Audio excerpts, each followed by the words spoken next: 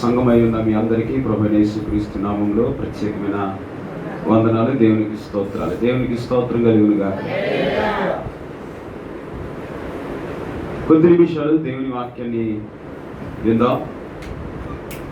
ఈ లోకంలో ఎందరికీ లేని గొప్ప ధన్యతను, అవకాశాన్ని, భాగ్యాన్ని దేవాతి దేవుడు మనకు అనుగ్రహించినారు.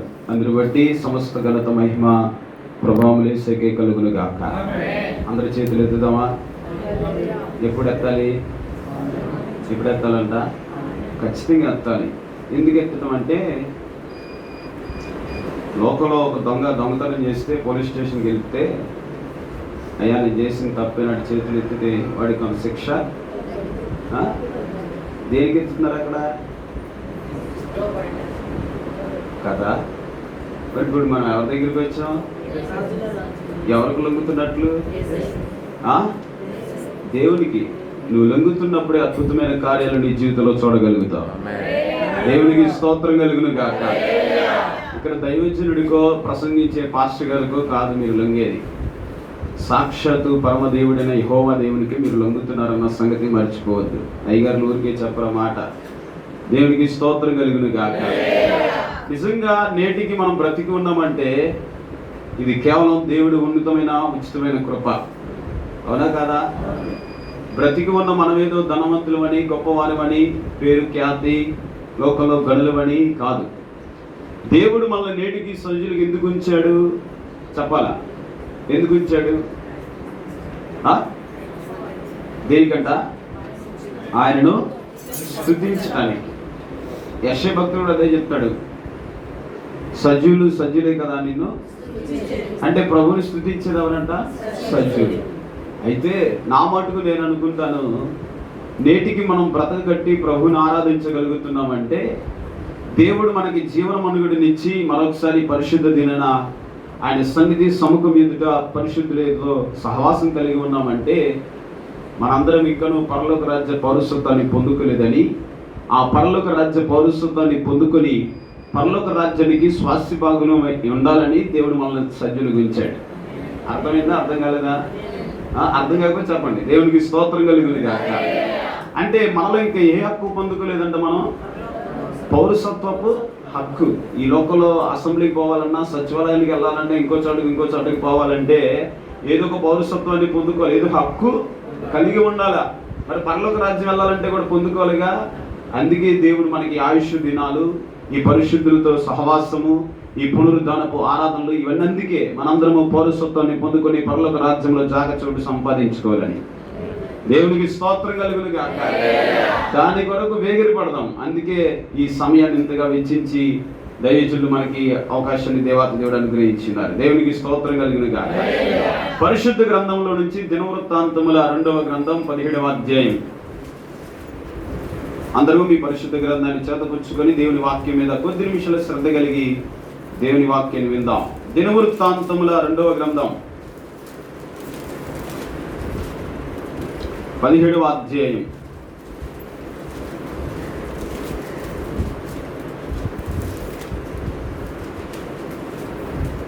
దినవృత్తాంతముల 2వ గ్రంథం 17వ అధ్యాయం.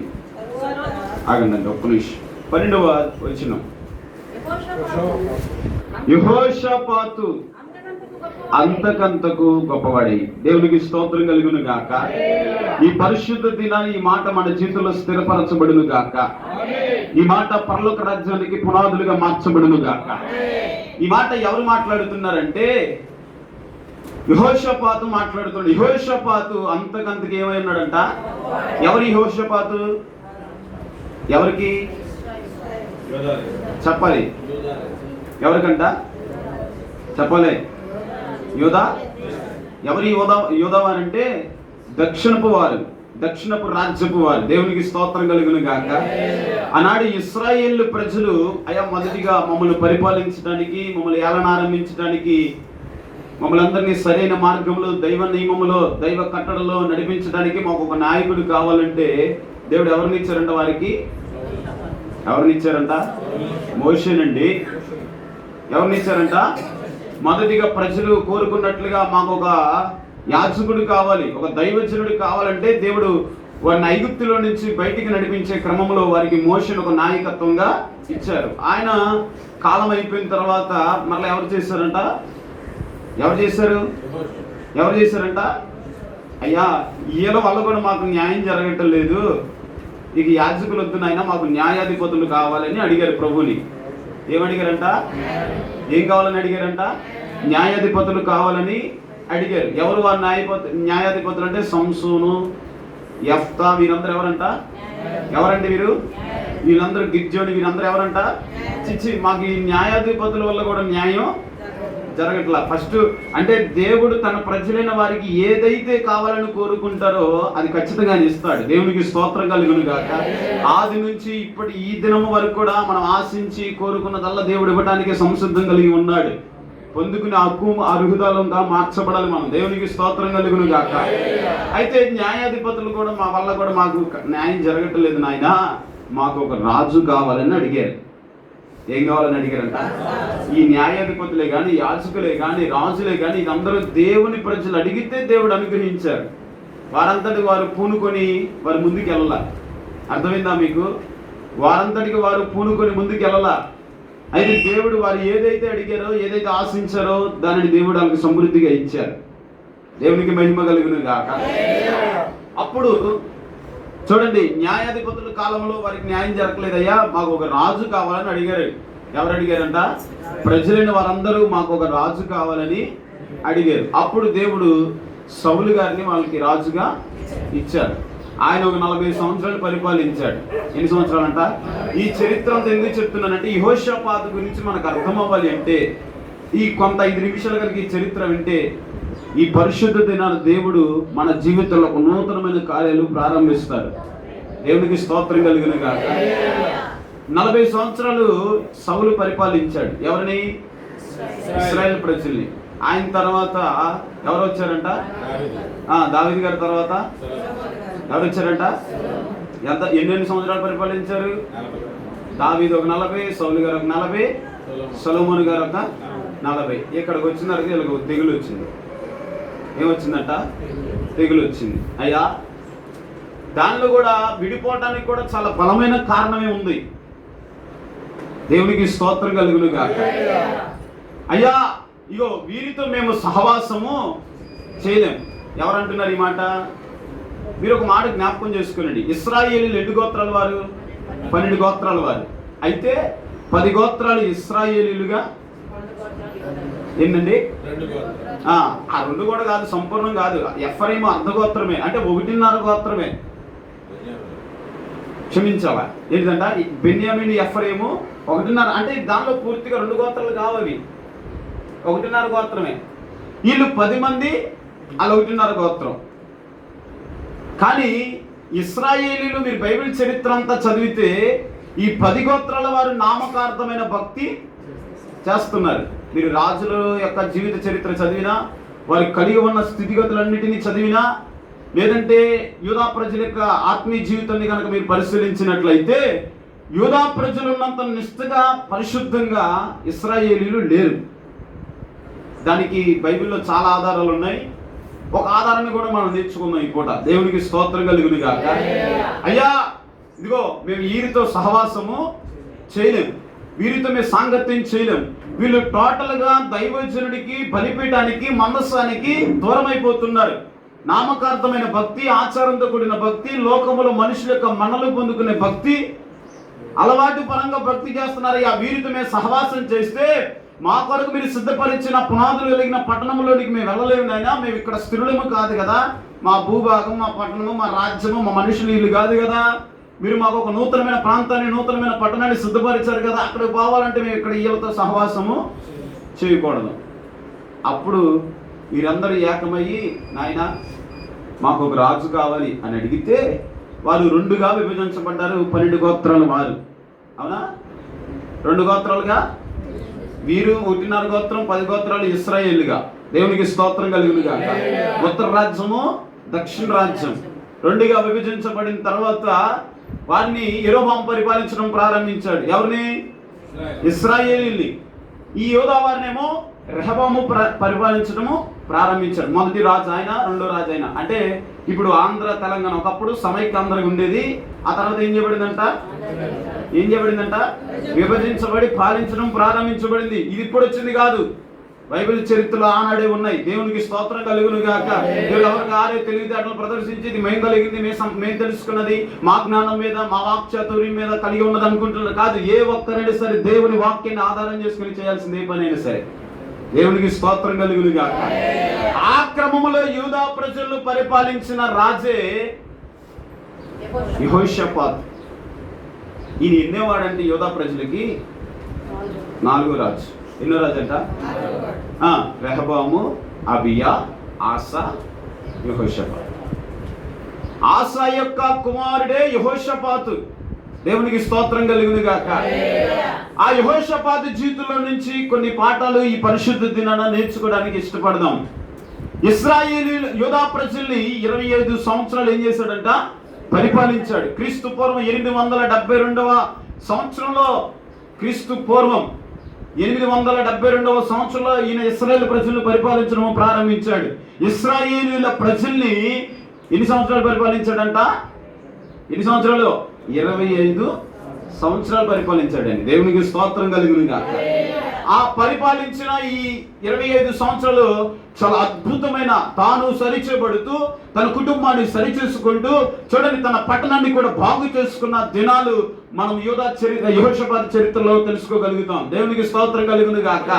ఓకే, ఈ పరిశుద్ధ దినాన్ని, ఈ పునరుద్ధాన వేళ దైవ సన్నిధిలో సముఖంలో నిలిచి ఉన్న దేవుని బిడ్డలారా, దేవుని వాక్యాన్ని గుర్తుపడదాం.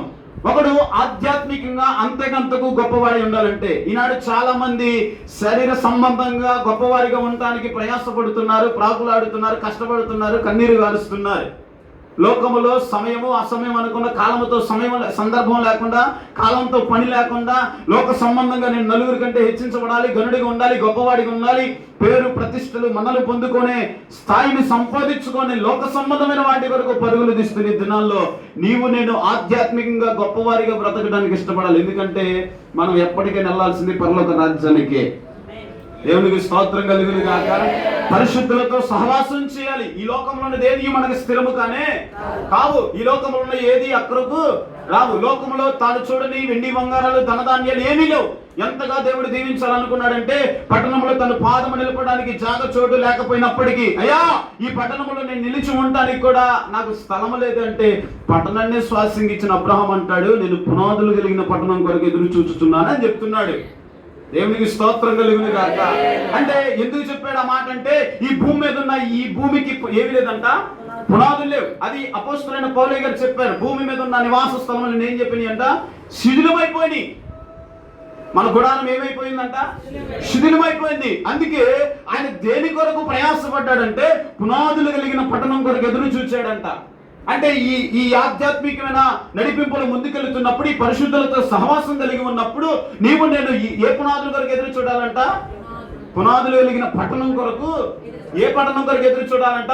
పునాదులు కలిగిన పట్టణం కొరకు ఎదురు చూడాలి. దేవుడికి స్తోత్రం కలుగును గాక.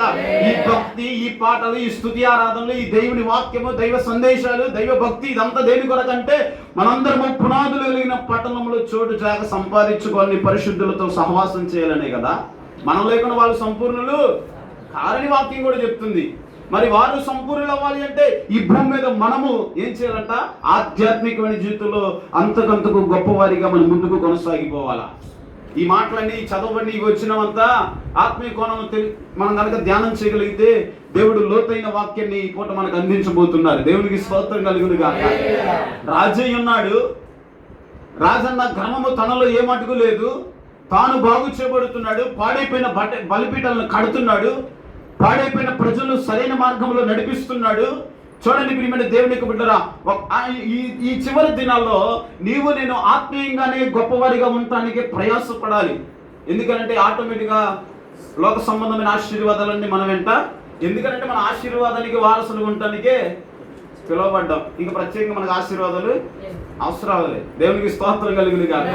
మన ఆత్మీయంగా ఎప్పుడు పరుగులు తీస్తామో, ఆత్మీయంగా ఎంత వేగంగా ఉంటామో, ఆత్మీయంగా ఎంతగా తపన పడతామో, ఆటోమేటిక్గా శరీర సంబంధమైన ప్రతి అవసరతలు సమృద్ధి దేవుడు అనుగ్రహిస్తాడండి. దేవునికి మహిమ కలుగును గాక.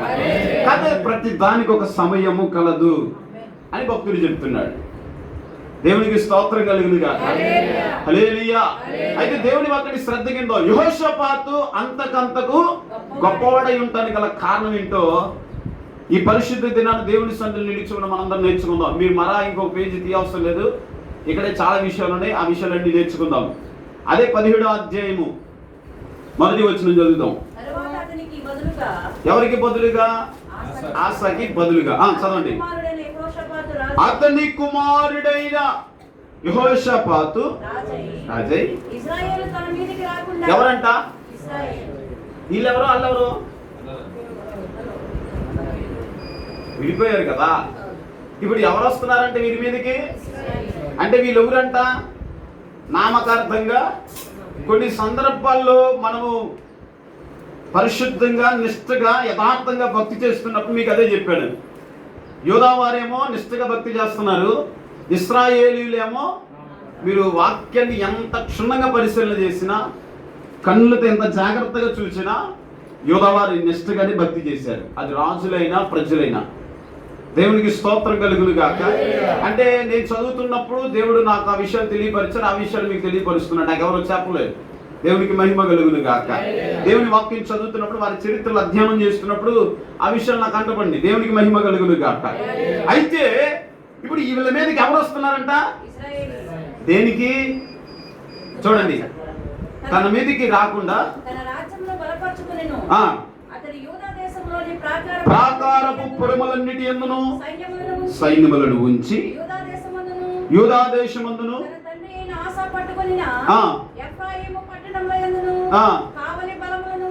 దేవునికి స్తోత్రం కలుగును గాక. ఇప్పుడు ఒక నామకార్థులు నిష్ఠ కలిగిన భక్తి చేస్తున్న వారి మీదకి దండెత్తి వస్తున్నారు.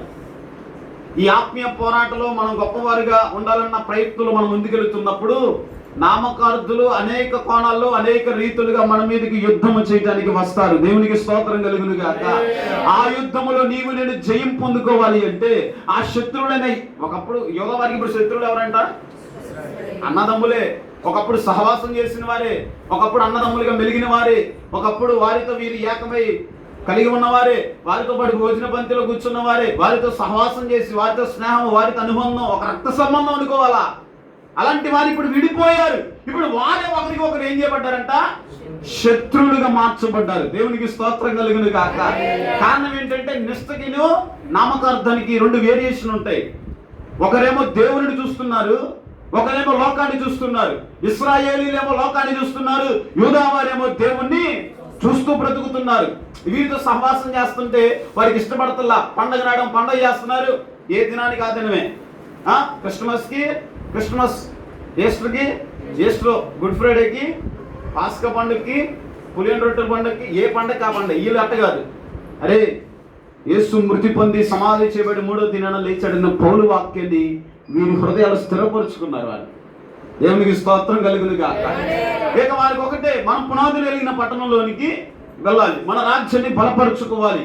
మన పట్టణం అంతా మనము దేవుని బలిపీఠాలు కట్టాలి తప్ప వేరొక బలిపీఠాలు కట్టడానికి వేరు లేదు. మనం దేవుణ్ణి ఆరాధించాలి, మన ద్వారా దేవుని నామమే కనపరచబడాలి, మన ద్వారా దేవుని నామమే హెచ్చించబడాలి. ఈ తపన, ఈ తృష్ణ కలిగి భక్తి చేస్తున్నారు యూదా రాజైనా, యూదా ప్రజలైనా సరే. దేవునికి స్తోత్రం కలుగును గాక. ఇశ్రాయేలీల మాట కాదు, నామకార్థం వెళ్ళిపోతున్నారు.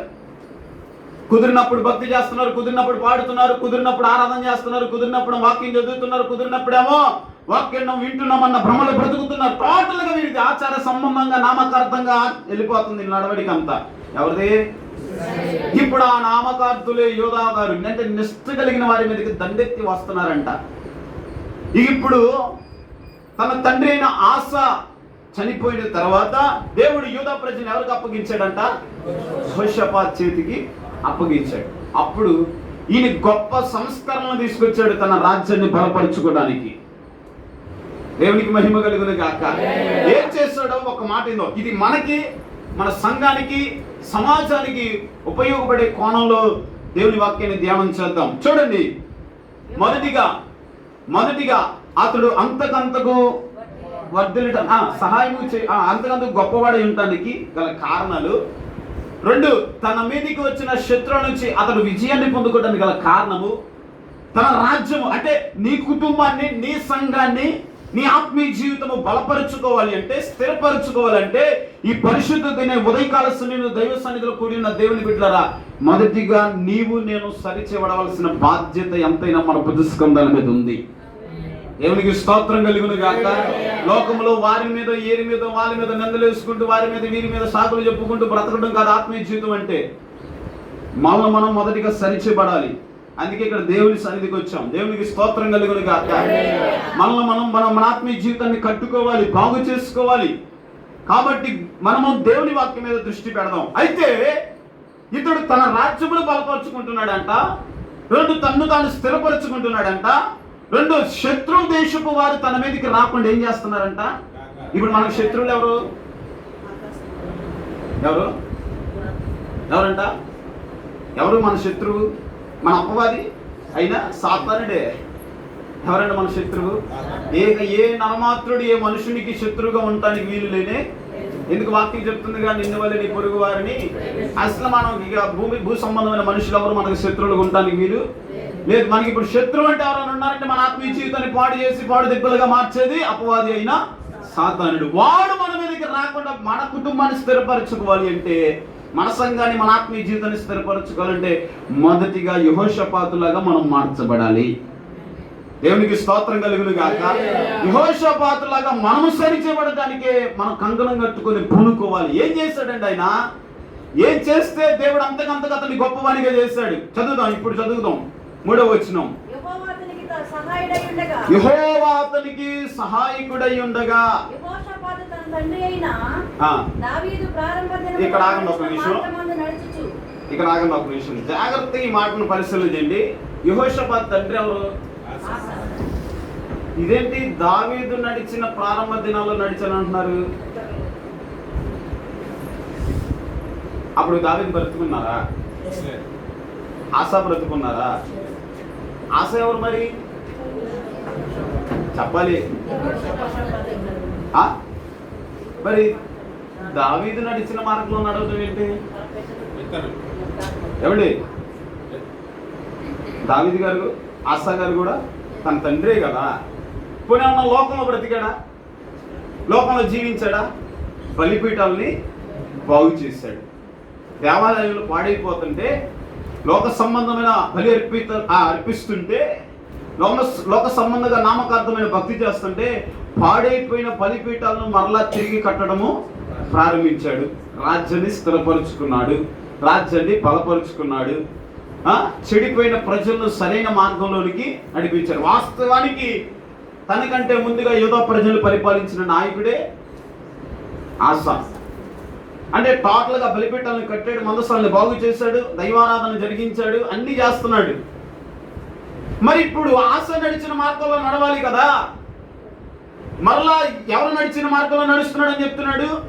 తన తండ్రి అయిన దావీదు ప్రారంభ దినములో నడిచినట్లుగా మార్గమందు నడుచుచూ ఉన్నాడని చెప్తుంది వాక్యం. ఎందుకంటే ముందేగా తండ్రి ఉన్నాడు. తండ్రిని చూసాడు ఎంతో కొంత. దావీదునైతే చూడకపోవచ్చేమో కానీ ఆసాని చూశాడు. మరి ఆసా నడిచినట్లుగా నడవచ్చు కదా. ఆశ కలిగి ఉన్న మార్గమును కలిగి ఉండొచ్చు కదా. ఆశ ఆలోచనలు కలిగి ఉన్నట్టు అనేవి తప్పేం చేయలా. యథార్థంగా ప్రజలను నడిపించాడు. పాడైపోయిన బలిపీఠాలు, పాడైపోయిన హృదయాలను, పాడైపోయిన మందసాన్ని, పాడైపోయిన మనుషులను, పాడైపోయిన పట్టణాన్ని బాగు చేశాడు. ఇంతగా సంస్కరణ చేసిన తన తండ్రి మార్గములో అనుసరించకుండా దావీదు మార్గములు అనుసరించడం ఏంటి? ఈనాడైనా మనం గుర్తుపట్టామా? ఆలోచనకు వచ్చిందా? దైవవాక్యాన్ని మీరు ధ్యానం చేయండి. నీకు నాకు 2 తండ్రులు ఉంటారు. అంటే లోకస్తుల గురించి నేను చెప్పట్లేదు సుమా. రక్షించబడి మారు మనసు పొందుకొని క్రీస్తు రక్తంలో కడగబడి ప్రభు బలానాలలో పాలు పొందుతున్న మనకి ఆత్మ సంబంధంగా తండ్రి ఉంటాడు, శరీర సంబంధమైన తండ్రి ఎంత గొప్పవాడైనా ఉండొచ్చు, ఎంత గనుడైనా అయి ఉండొచ్చు, ఎంత పేరు ప్రతిష్టలు కలిగిన వాడైనా ఉండొచ్చు.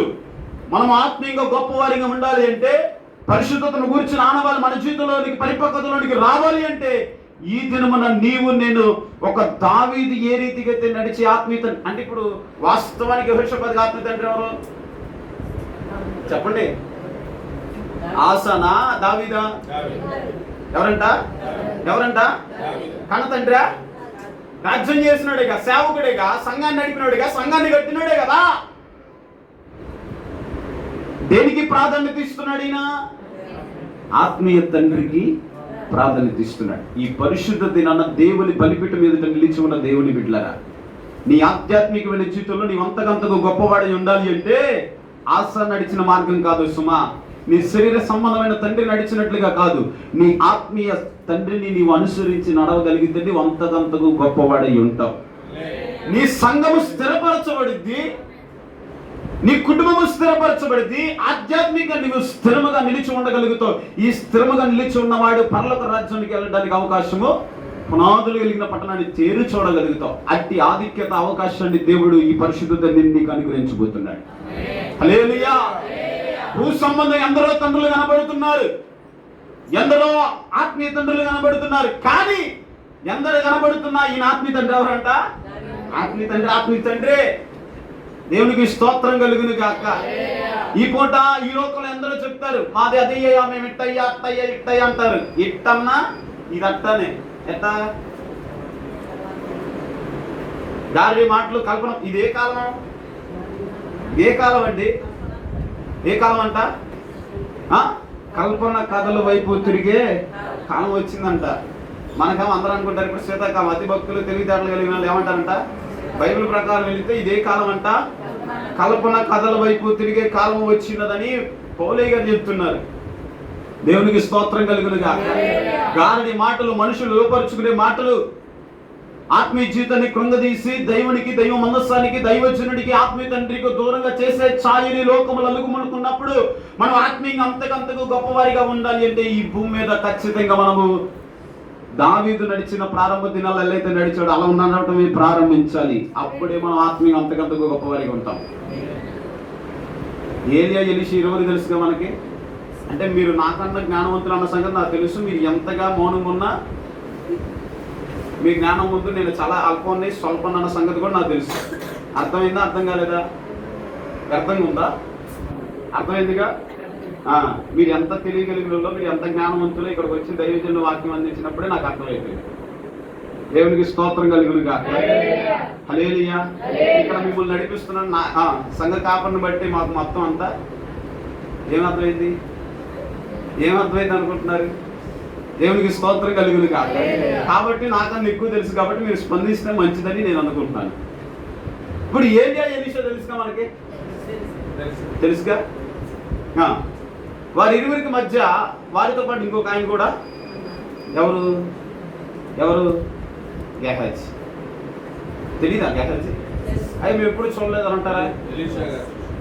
ఏలియా, ఎలీషా, గెహాజీ. ఒకనాడు ఒక సందర్భం వచ్చినప్పుడు ఎలీషా నీకేం కావాలని అడుగుతుంటే, ఏం కావాలని అడిగాడు ఎలీషా? నీ దగ్గర ఉన్న 2 పాలు ఆత్మ నాకు 2 పాలు ఆత్మ, నీ దగ్గర ఉన్న ఆత్మ నాకు 2 పాలు ఆత్మగా కావాలని అడుగుతున్నాడు. ఈ గెహాజీ ఏం చేశాడు? నయమాన్ని తీసుకొచ్చే ఆటి కోసం మందిరంలో కూడా లేడు సుమా. మీరు జాగ్రత్త గుర్తుపట్టాలి. దుర్మార్గులు, దుష్టులు ఏడుంటారంటే మందిరపు ఆవరణంలో నిలిచి ఉంటారు. మందిరంలోకి రాళ్ళు నిలిచి ఉండలేరు కూడా. ఎక్కడున్నారంట? అక్కడ ఉంటారు. దైవజనుడికి రావాల్సిన ఆధిక్యత, మహిమ చూడండి. దైవజనుడు పొందుకోవలసినవన్నీ ఈ గెహాజీ లాంటి వారు పొందుకుంటారు. అక్కడ ఏం చేస్తారు? పురములోనికి వస్తారు, కానీ ఆ స్త్రీ పురములోనికి వారు రాలేరు. ఎందుకంటే వారి హృదయం అంతా పాపముతో నింపబడి ఉంటది. దేవునికి స్తోత్రం కలుగును గాక. ఒకనాడు అడుగుతుండే ఎలీషా అన్నాడు, అయ్యా నాకు 2 పాల ఆత్మ, ఏం చేసుకుంటావు? వెండి బంగారం ఉంటే బ్రతకగలుగుతావు. డబ్బు, ధనము, ఐశ్వర్యము, పేరు, ఖ్యాతి ఉంటే లోకములో గొప్పవాడిగా ఉంటావు. నీకు ఆత్మతో పనేంటి? ఆత్మతో పనేంటి అంటే, నాయనా ఈ భూ సంబంధమైన ఆశీర్వాదం నన్ను అక్కడికి నీ దగ్గరికి నన్ను చేర్చలేదు, కానీ నాకు పరలోక సంబంధమైనదే కావాలి అని తన దైవజనుడి దగ్గర మొరపెడుతున్నాడు. ఇప్పుడు నీవు నేనైతే ఏమడుగుతాం? ఆదివారం పూట అయ్యగారు ఏంటన్నా అయ్యగారు, మా పిల్లలకి అసలు పెళ్ళే కావట్లేదు, మేము అసలు దీవించబడతలేదు, ఎప్పుడు ఇంతేనంటారా? ఎక్కడేసిన దొంగలు అక్కడేనంటారా? మీరు ఏదోటి చేసి ప్రార్థన చేసి సాయంత్రానికి ఏదోటి చెప్పేసి అంటామన్నమాట. అంటే మీరు అంటారులే, బయట అంటామా లేదా? అంటే మనం ఏ ఏ ఆశీర్వాదం కొరకు పరుగులు తీస్తున్నామంట? దేని కొరకు పరుగులు తీస్తున్నామంట? నేనంటాను, మీ అందరికన్నా చిన్నవాడిగా మీ దగ్గర విన్నవించుకుంటున్నది ఏంటంటే, మనం ఆత్మ సంబంధమైన దాన్ని అడిగితే దేవుడు ఆటోమేటిక్గా శరీర సంబంధమైన దానిని మనకు అనుగ్రహిస్తాడు. నేను ప్రసంగ ప్రారంభం నుంచి చెప్తున్న మాట అదే. మీరు ఖచ్చితంగా గుర్తుపట్టండి ఈ విషయాన్ని. ఆత్మ సంబంధమైన దాని కొరకు పరుగులు తీస్తే శరీర సంబంధమైన వాటి మన వెనకాలే వస్తాయి. దేవునికి స్తోత్రం కలుగును కాదు. దానికి ఉదాహరణ ఒక మాట చెప్తా. అన్న ఉందిగా, తనతో పాటు తను కోడలైన పెళ్ళినా కూడా ఉంది. అంటే ఇద్దరికి యజమానుడు ఒక్కడే. ఆమె ప్రతిరోజు దేవాలయానికి వెళ్ళేది. ఎక్కడికి వెళ్ళేదంట? ఎవరు? అన్న. పెళ్ళినా వెళ్ళిద్దా? వెళ్తాం. ఏం చేసింది? ఇంట్లో ఉంటుంది. కానీ దేవుడు ఆమెకి ఏం చేశారంట? గర్భఫలం వెంటనే వచ్చింది. ఇంకొచ్చిందా? రాలా. ఒక రోజున ఏలి కుమారులు భ్రష్టులైపోతుంటే ఏం చేయబడ్డారంట? ఆ చరిత్ర అంతా మనకు తెలుసుగా. కన్నీరు గార్చి ద్రాక్షరసం పుచ్చుకున్న మత్తురాలు ఏడ్చినట్లుగా ఏడుస్తుంటే ఎవరు వచ్చారంట ఆమె దగ్గరికి? ఏలి వచ్చాడు. ఏంటమ్మా ఏడుస్తున్నావు, మత్తురాలుగా ఉన్నావు, ద్రాక్షరసం ఏమైనా పుచ్చుకున్నావా అని అంటున్నాడు. అరే, నీతో పాటు పెళ్ళైంది, నీతో పాటు వివాహం ఆడింది, ఆమెకు దేవుడు బిడ్డలు ఇచ్చాడు, నీకేమో బిడ్డలనే ఇవ్వలేదు ఏంటి అని లోకము ఎక్కిరిస్తుంది. నువ్వేమన్నా లోక సంబంధమైన ఛాయలు అలుముకుంటే ఉంటారుగా మనుషులు. ఆనాడు యోధాలు ఉంటారు, ఇప్పుడు కూడా యోధాలు ఉంటారు, బ్రతికినంత కాలం ఉంటారు. దేవునికి స్తోత్రం కలుగును కాక. అమ్మ, నీతో పాటు ఉన్న నీ తోడి గాడలకి బిడ్డలు పుట్టారు, నీకు పుట్టలేదు ఏంటంటే కట్టుకున్న వారు, రక్త సంబంధికులు, అత్తమామలు అందరూ అవమానించినను ఆమె ఏం చేసిందంట? షిలోహు మందిరంలోకి వెళ్ళి కన్నీరు గార్చి ఏడ్చింది. ఎప్పటి నుంచో ఏడుతుంది, కానీ అక్కడ ఆమె బహుదుఃఖముగా ద్రాక్షరసం పుచ్చుకున్నదని దైవజనుడు దర్శించాడు చూడండి. అప్పుడు సమయం వచ్చింది. ఆ సమయం వచ్చినప్పుడు ఆమె కన్నీళ్లు గార్చి ఉపవాసం ఉండి ప్రార్థన చేస్తుంటే, అంటే అక్కడ నీవు నేను గుర్తుపట్టవలసింది ఏంటంటే, ఆమె అప్పుడు ద్రాక్షరసము పుచ్చుకున్నదై మత్తురాలికి ఎందుకు ఏడుస్తుందంట? ఆమెకు గర్భఫలం లేదనా? ఎప్పటి నుంచో ఏడుతుంది, కానీ ఇప్పుడు మత్తురాలి ఏడుస్తుందంట. ద్రాక్షరసము పుచ్చుకున్న ఒక స్త్రీలాగా ఏడుస్తుంది. అంటే ఇప్పుడు ఆమె గురి, ఆమె దృష్టి, ఆమె ఆలోచనలు, ఆమె ఉద్దేశం, ఆమె కోరికంతా ఏంటంట? అరే, ఏలి దైవజనుడు చనిపోతే ఈ షిలోహు మందిరంలో నిత్యము ధూపార్చన చేసేది ఎవరు? మనల్ని నడిపించేది ఎవరు? మన ఆశలు, మన కోరికలు, మన తపన, మన కొరకు బలి ఇచ్చేది ఎవరురా? ఇక మందిరంలో దైవజనుడు లేకపోతే దైవజనులు కుమారులు చూస్తే భ్రష్టులైపోతున్నారని కన్నీరు గార్చి ఆమె అంగలార్చింది. అంటే ఆమె మొదటిగా దేని మీద ఆసక్తి కలిగి ప్రార్థించింది? దేవుని మందిరం మీద, దైవజనుడి మీద ఆసక్తి కలిగి ప్రార్థించింది. ఒకటి, దేవుడు తన మందిరాన్ని, అయ్యా ఇగో ఖచ్చితంగా చెప్తుంది, నాకు ఒక కుమారుని ఇస్తే నేను నీ మందిరంలో అతడు నాజీరు చేయబడిన వాడు ప్రతిష్ఠిస్తాను. అతను ఏం చేస్తాడంటే, ఇంకా ఏం చేస్తాడంట? ఇశ్రాయేలీయులకి చివరి న్యాయాధిపతి ఆయనే. బైబిల్ చరిత్రలో మొదటి ప్రవక్త కూడా సమూయేలే. ఇగో ఆమె గర్భములో నుంచి దేవుడు అంత గొప్ప బహుమానాన్ని ఇచ్చాడు చూడండి. ఎందుకనంటే తాము దేవుని సన్నిధి మీద కలిగి ఉన్న ఆసక్తి, అంటే దేవుని సన్నిధి మీద కలిగి ఉన్న మక్కువ, ప్రేమ చూచిన దేవుడు ఆమె గర్భాన్ని తెరిచి నలుగురు నోరులు ఏం చేశాడంట? మోయించాడండి. దేవునికి స్తోత్రం కలుగును గాక. అంటే ఇప్పుడు అంతకుముందు ఆమె ఏమని ప్రార్థించిందంటారు? అయ్యో నాకు గర్భఫలం లేదు, గర్భఫలం అని ప్రార్థించింది. ఇప్పుడు ద్రాక్షరసము మద్యము పుచ్చుకునే క్రమం, అంటే ఆ స్థాయిలో ఏడుస్తుందంటే ఆమె దేని కొరకు ఏడుస్తుందంటే బలిపీఠము దగ్గర మందసం దగ్గర ఏడ్చే దైవజనుడు కొరకు ఏడుస్తుంది ఆమె. దేవునికి స్తోత్రం కలుగును గాక. అక్కడే ఆయన తన పని జరిగించుకున్నాడు. ఆమెకు నలుగురు అవమానపరుస్తూ, దూషిస్తూ, హేళన చేస్తూ, ఇదేంటి పెళ్ళి ఎన్ని సంవత్సరాలు పిల్లలేరని ఏడుస్తున్న లోకము యొక్క నోరులు కూడా దేవుడు మూయించాడు. అంటే ఆమె ఆత్మ సంబంధమైన దాని కొరకు పరుగులు తీస్తుంది, ఆత్మ సంబంధమైన ఆశను తీర్చుకుంది, ఆత్మ సంబంధమైన కోరికను ఆమె తీర్చుకుంది. కాబట్టి శరీర సంబంధమైన ప్రతి అవసరతను దేవుడు ఆమె జీవితంలో తీర్చాడు. ఉదాహరణ చెప్పుకుంటూ పోతే బైబిల్ చరిత్రలో చాలా ఉంటాయి. అంత సమయం లేదు కాబట్టి మనం ముందుకు వెళ్దాం. కాబట్టి నీవు నేను మొదటిగా ఆత్మ సంబంధమైన దాని మీద గురి, గమ్యము కలిగి బ్రతకాలి. అప్పుడు ఆత్మ సంబంధమైన ప్రతి యావత్తుని దేవుడు సఫలపరుస్తాడు. ఇప్పుడు ఈయన తన తండ్రి ఉన్నాడు, తండ్రి చనిపోయిన తన రాజరికం తన చేతికి అప్పగించాడు. భూ సంబంధమైన తండ్రి ఉన్నాడు, బలిపీఠలు కట్టిన తండ్రి ఉన్నాడు. తనకంటే ముందుగా తన స్థానమును కలిగి ఉన్న తండ్రి అయిన ఆశ బ్రతికే ఉన్నాడు. ఆశ తన జీవితంలో గొప్ప సంస్కరణలు చేశాడు, తన ప్రజలను సరైన మార్గంలోనికి నడిపించాడు, తిన్నని మార్గంలోనికి నడిపించాడు, బలిపీఠాలు బాగు చేశాడు, బలిపీఠాలు కట్టాడు, విగ్రహాత్మికతలు తీసివేశాడు. ఇన్ని చేసిన తన తండ్రిని అంబడించకుండా తన పితరుడైన దావీదు నడిచిన అంటే దావీదు ప్రారంభ దినాల్లో నడిచినట్లుగా, దావీదు ప్రారంభ దినాల్లో ఎలా నడిచాడో అలా ఈయన మరలా చనిపోయాడన్న మౌనంగా ఉన్నాడా? కళ్ళ ముందు కనబడతలేదే. ఈనాడు దైవ వాక్యము, దైవ ఉపదేశము, దైవజనుడు కళ్ళ ముందు కనబడుతుంటే ఎంత నిర్లక్ష్యమైన దైవ వాక్యని ఈ వైఖరిని అవలంబిస్తూ ఆధ్యాత్మికంగా మనం పొందుకోవాల్సిన సకల దీవెనలు చేతులార కడులార పోగొట్టుకుంటున్నామే. కారణం ఏంటంటే బ్రతికి ఉన్న దైవజనుడిని నిర్లక్ష్యం చేస్తున్నాడు. చనిపోయిన ఆయన్ని గురిగా పెట్టుకున్నాడండి యెహోషాపాతు. దేవునికి స్తోత్రం కలుగును గాక.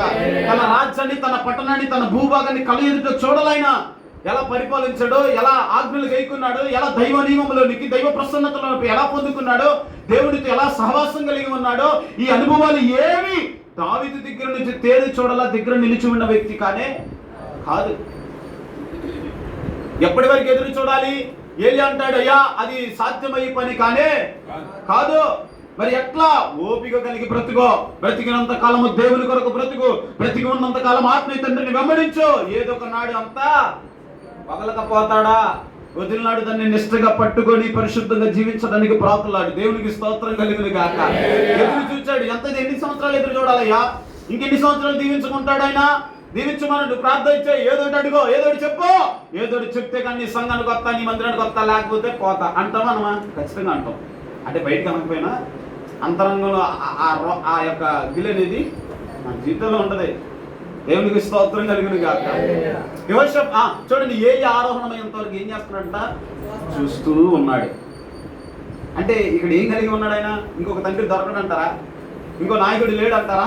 ఇంకో దైవజనుడు లేడంటారా? ఇంకొక ప్రసంగికుడు లేడంటారా? ఉన్నారు. కానీ అది మనల్ని పరలోక రాజ్యానికి భూ సంబంధంగా ఎంతమంది అయితే తండ్రులు ఉంటారో అర్థమైందా? ఉంటారా? మరి ఉంటారని చెప్పరేంటి? ఉంటారా? ఒకడే తండ్రి ఉంటారు. అటు ఆత్మ సంబంధంగా కూడా కనపడిన వాళ్ళ నేను నా బిడ్డ అంటే మనం బిడ్డని వెళ్ళిపోకూడదు. మన ఆత్మీయ తండ్రి ఒక్కడే, మనల్ని నడిపించే నాయకుడు కూడా ఒక్కడే.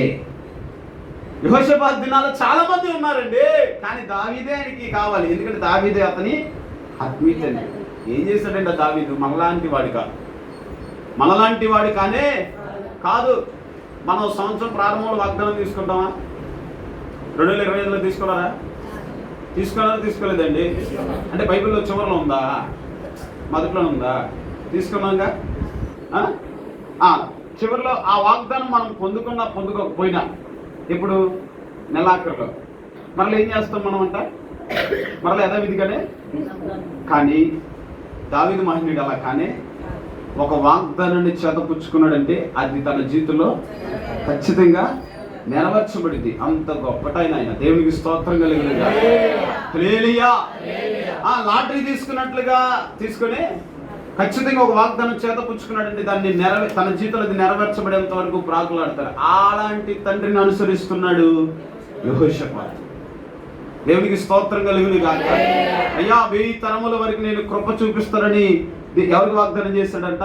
దావీదుకి. ఆ కృప నేటికి మన జీవితాల్లో కూడా విస్తరించబడుతుంది. దేవునికి మహిమ కలుగును గాక. ఆ కృప చేతనే మనము బ్రతుకుతున్నాం. ఇది మనకిచ్చిన వాగ్దానం కాదు, మనకంటే మన పితరుడైన అబ్రహాముకి ఇచ్చిన వాగ్దానం. బ్రతికుండగా అనుసరించారు. ఆయన చనిపోయిన తర్వాత కూడా ఆయనలాగా రాజ్యాధికం చేయడానికి చేతపుచ్చుకుని పూనుకున్న భక్తులు, పరిశుద్ధులు ఎంతో మంది ఉన్నారు. మనం భక్తి చేస్తున్నప్పుడు బ్రతుకున్నప్పుడే కాదు, మనం చనిపోయిన తర్వాత కూడా మనలాగా భక్తి చేయడానికి పరిశుద్ధులు అనేకులు లేపబడాలి. అంటే ఈ శాశ్వత జీవితంలో దేవుని కొరకు మనము అలాంటి భక్తి చేయడానికి ప్రయాసపడాలి. మొదటిగా ఈయన అంతకంతకు గొప్పవాడు ఏంటని గల కారణం ఏంటంట? తన ఆత్మీయ తండ్రిని ఏం చేశాడంట? తన ఆత్మీయ తండ్రిని వెంబడించాడు. రెండు ఏం చేశాడు చూడండి. ఏ దేవతలు అంట? తన తండ్రి దేవుని ఆశ్రయించుచు ఇశ్రాయేలు వారి చర్యలను వెంబడింపక. ఇది మీరు నోట్ చేయాలి. వారితోనే ఉన్నారు కానీ వారి చర్యలను వెంబడించరు. ఇదేంటి?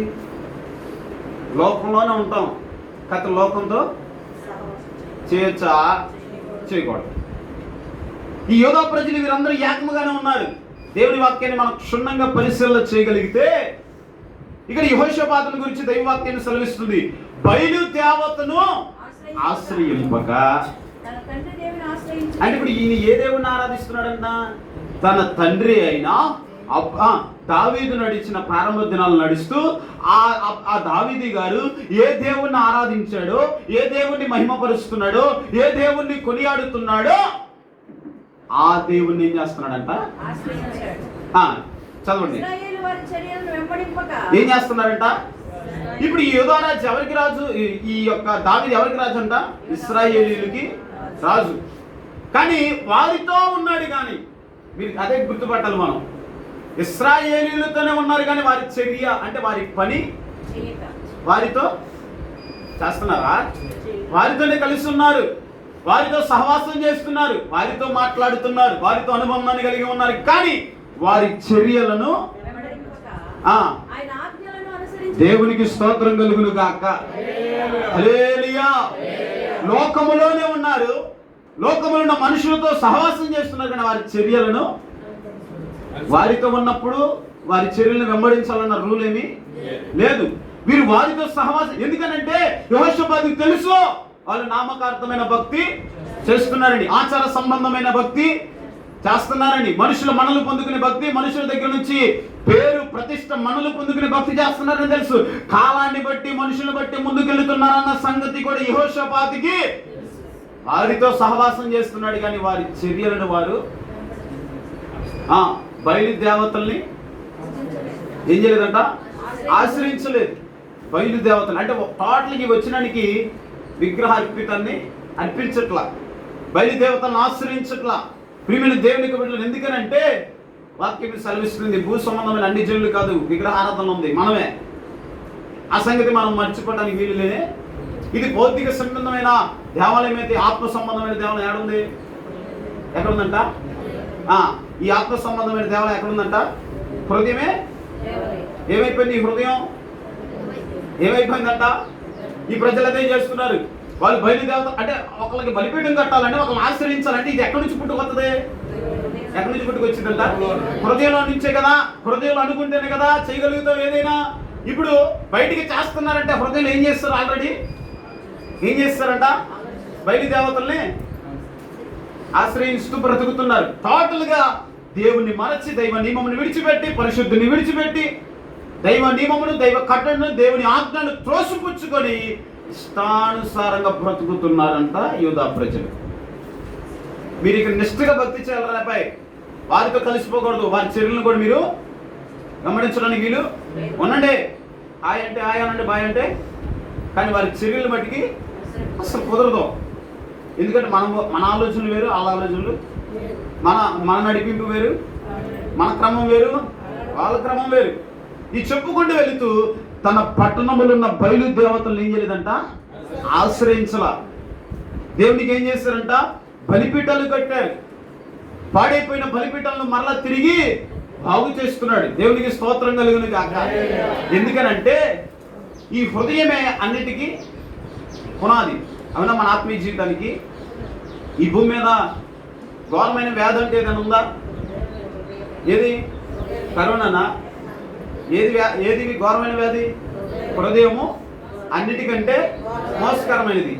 ఆది కాండంలో మానవునికి హృదయ తలంపులు కేవలము చెడ్డవని దేవుడు చూచాట, యెహోవా సంతాపము నొందెను అని వాక్యం ఉందిగా. అంటే మానవిక హృదయ తలంపులు ఏమైపోయినాయి అంట? చెడిపోవటం వలన యెహోవా ఏనుందాడంట? అంటే నీ కొరకని సంతాపం ఉండాలా? ఇది ఆది దినాల్లో జరిగింది, తర్వాత జరుగుతున్న సంగతులు కాదు.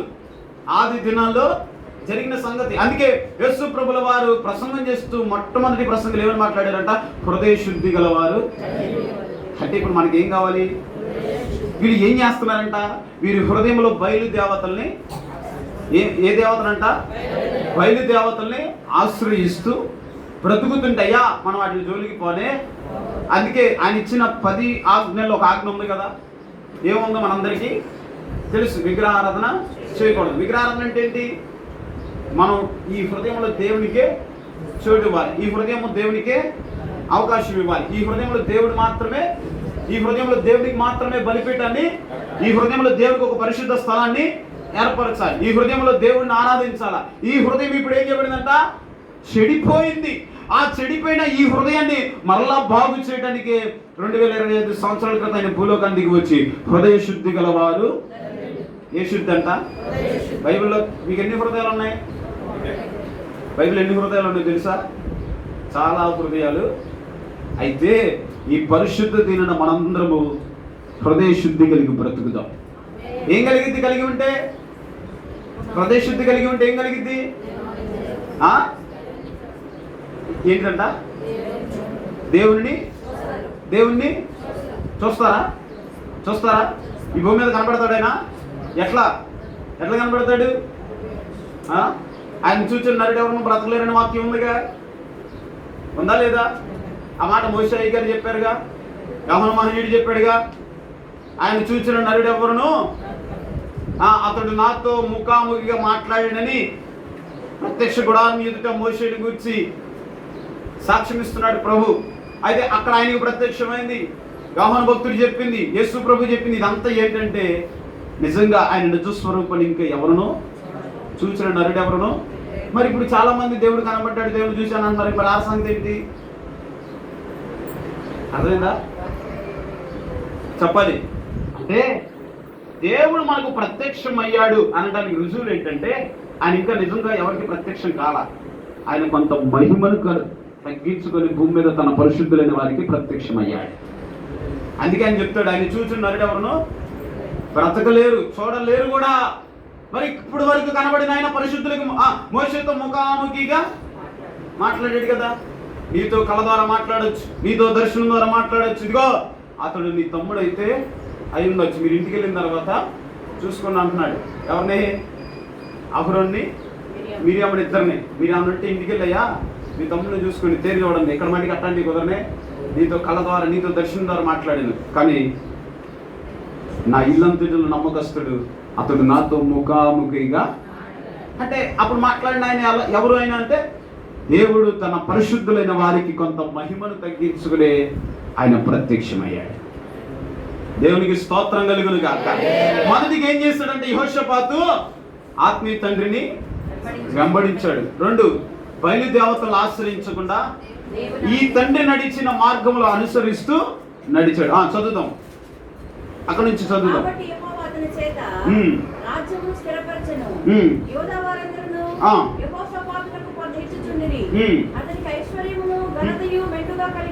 కలిగెను.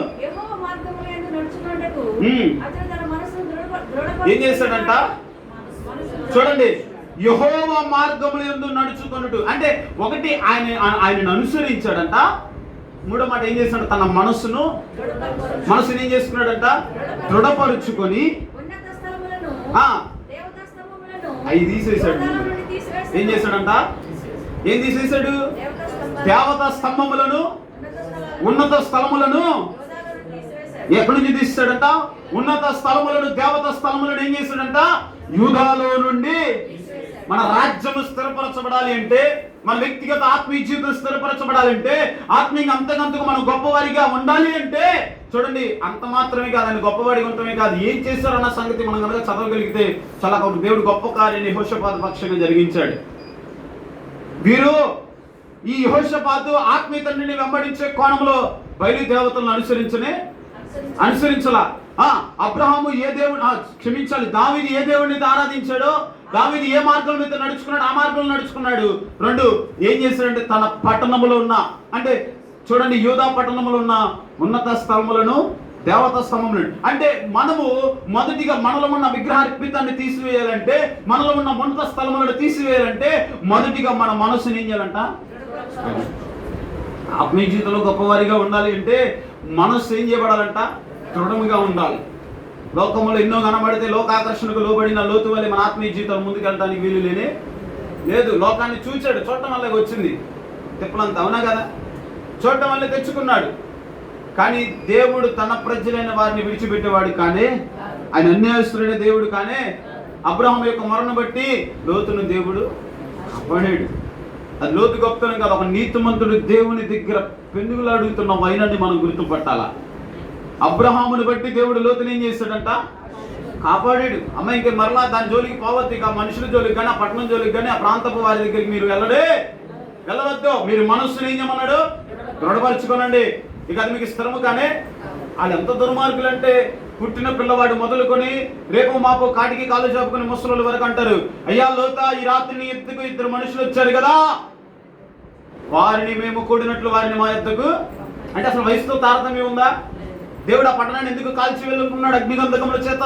వారి అలాంటి మనస్సును, అలాంటి ఆలోచనలు, అలాంటి బుద్ధి, అలాంటి గుణము, అలాంటి లక్షణాలు కలిగి దేవుడికి రావాల్సిన, చెందవలసిన మహిమ, దేవుడికి రావాల్సిన ఆధిక్యత సమస్తాన్ని పోగొట్టుకొని అసలు వయసుతో తారతమ్యం లేకుండా అంటారు. అప్పుడు ఆయన బతులు అడుగుతున్నారు, అయ్యా నా యొక్క పురుషుని ఎరగని 2 స్త్రీలు ఉన్నారు, అంతే 2 కుమార్తెలు, కన్యకులు, వారిని మీ మనసుకు నచ్చినట్లుగా. అంటే చూడండి, ఆయన తన ప్రజలైన వారిని చూడండి, ఆ నీతిమంతుల జోలికి మటుకు మీరు వద్దు, ఆ పరిశుద్ధుల జోలికి మీరు అవసరమైతే నా కొరకు నేను నా దేవుని కొరకు త్యాగము చేస్తానంటున్నాడు. దేవునికి స్తోత్రం కలిగిన కాక. అసలు ఇది అంత సంభవించేది కాదు. చూడరాని దృశ్యాన్ని అయ్యా మనకు వద్దది, అయ్యా బాబాయ్ పెదనాన్న ఇగో నువ్వు ఎటు వెళ్ళమంటే అటు వెళ్తాను ఒక్క మాట అబ్రహాంతో చెప్పి ఉంటే, ఎవరు? లోతు కుమారుడు అబ్రహాం పెదనాన్న, అయ్యా ఒక్క మాట చెప్పుంటే నేను ఇటు వెళ్తానంటే సరిపోయేదిగా. అసలు అబ్రహాముని బట్టేగా లోతుని దేవుడు ఆశీర్వదిస్తుంది, అవునా కదా? అబ్రహాముని బట్టే లోతుని దేవుడు దీవించాలనుకున్నాడు. నిజంగా అబ్రహామే కాదండి, అబ్రహాం అన్న ముందు తన తండ్రి అయిన తరాహు ఆల్రెడీ కానానుకు బయలుదేరాడు. నాహోరు పట్టణంలో నాహోరు అనే కుమారుడు కూడా చెప్పరండి. చాలా మంది ఏం చేస్తారంటే అబ్రహాం చరిత్ర నుంచి ప్రారంభిస్తారు, కానీ అబ్రహాం అన్న ముందే తన తండ్రి అయిన తరాహు బయలుదేరాడు. మీరు ఇంటికి వెళ్ళిన చదువుకున్న ఆ చరిత్ర. నిన్ను గొప్ప జనముగా చేసి నిన్ను ఆశీర్వదిస్తానంటే ఆయన ఊరిని వాగ్దానాల ఆయనకన్నా ముందు తన తండ్రి కూడా బయలుదేరేశాడు ఆల్రెడీ. దాని మధ్యలో ఉన్నప్పుడు ఏం చేయబడ్డాడంటే కుమారుడు కూడా చనిపోయాడు. కుమారుడు చనిపోయిన తర్వాత 3 కుమారులు, ఒక కుమారుడు చనిపోయాడు, ఈయన కూడా చనిపోవాల్సి వచ్చింది. అక్కడ ఆగిపోయాడు ఇక అబ్రహాము. అప్పుడు దేవుడు పిలిచి మాట్లాడుతున్నాడు, అబ్రహామా నువ్వు ఉండవలసింది ఇక్కడ, కానీ అరే ఇంత చేసిన దేవుడు నా పెదనాన్న ద్వారా దేవుడు ఇంత ఆశీర్వదించాడు కదా, ఏదో రకంగా పెదనాన్ని పట్టుకొని అట్లా ఆయన వెంబడిస్తూ వెళ్ళిపోదాం అనుకుంటే సరిపోయే. అయ్యా నువ్వు కుడి తట్టుకెళ్తే నువ్వు ఎడం తట్టుకెళ్తే లోకానికి ఆకర్షణీయంగా కనపడింది తన కళ్ళకి. ఏంటిది? లోపలంతా ఏముందంట? లోక సంబంధమైన కార్యకలాపాలు. చూపులకి అందంగానే ఉంది, కానీ లోపల ఏముందంట? మురికి, మస్తి, మలినం సమస్తంతో నింపబడింది. చాలా మంది లోకంలో కనబడేటప్పుడు అందంగానే కనబడతారు, కానీ లోపల హృదయం ఏం చేయబడిందంట? ప్రదే చెబుతున్నాడు, నీ మనస్సును దృఢపరుచుకో. ఏం చెప్తున్నాడంట? మనస్సును దృఢపరుచుకొని యోగా స్థలములో ఉన్న ఉన్నత స్థలములను ఏం చేశాడంట? ఉన్నత స్థలములను, దేవత స్తంభములను తీసివేసేసాడు. నీవు గొప్పవాడిగా ఉండాలంటే, ఆధ్యాత్మికమైన పరిపక్వత నువ్వు సంపాదించుకోవాలంటే, ఆత్మీక నీ వృద్ధి చెందాలంటే, చూడండి పరిశుద్ధులతో సహవాసం అంతవరకు నిలిచి ఉండాలంటే, మొదటిగా నీ హృదయాన్ని అంటే నీ మనసును దృఢపరుచుకొని నీ హృదయంలో ఉన్న ఉన్నత స్థలములను, దేవత స్తంభములను తీసేస్తే దేవుడు నిన్ను గొప్పవాడిగా చేస్తాడు. దేవునికి స్తోత్రం కలుగును కాక. అంత మాత్రమే కాదు, ఇంకేం చేస్తాడో చూడండి. ఎప్పుడంట? తన ఏలుబడి యందు ఎన్నో సంవత్సరం అంట? 3వ సంవత్సరమున ఏం చేస్తున్నాడంట? ఇప్పుడు మన లైన్లో ధర్మశాస్త్రం అంటే ఏంటి? దేవుని వాక్యం. దేవునికి స్తోత్రం కలిగిన చదవండి. అతని పెద్దలైన బెన్హాయిలును,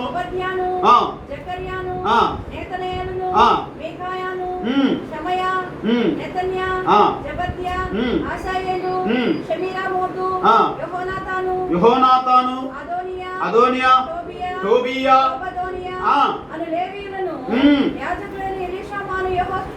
యెహోరామును పంపెను. దేవునికి స్తోత్రం కలుగును గాక. అంటేనంట ఈయన ఇప్పుడు ఎవరు వచ్చారంటే వీరి రాజ్యం మీదకి ఎవరు వచ్చారంట? ఇశ్రాయేల్ దండు దిగింది ఆల్రెడీ. దండు దిగే క్రమంలో యెహోషాపాతు ఏం చేశాడంట? పెద్దలందరినీ పిలిచాడండి. ఈ పెద్దలు అలాంటి వాళ్ళు అంటే దైవజనుడి మీద ఆధిపత్యం చేసే పెద్దలు కాదు వీళ్ళు. అంటే లోకంలో జరుగుతున్న సంగతి చెప్తున్నాను, ఇక్కడ జరుగుతుందంటే నేను అంటలేదు, నాకు తెలియదు కూడా. ఓకేనా? కొంతమంది పెద్దలను ఏర్పరిచి ఎంతనంట వాళ్ళ పేర్లు కూడా చాలా క్షుణ్ణంగా అది ప్రకటించారు. ఈ పెద్దల పని ఏంటంటే వీరి పరిశుద్ధ దినాలు ఏ ధర్మశాస్త్రం అయితే బోధించబడిందో, ఏ దైవ ఉపదేశం అయితే ప్రకటించబడిందో, ఏ దైవ వాక్యం అయితే ప్రకటించబడింది, వీరి పని అంతదే.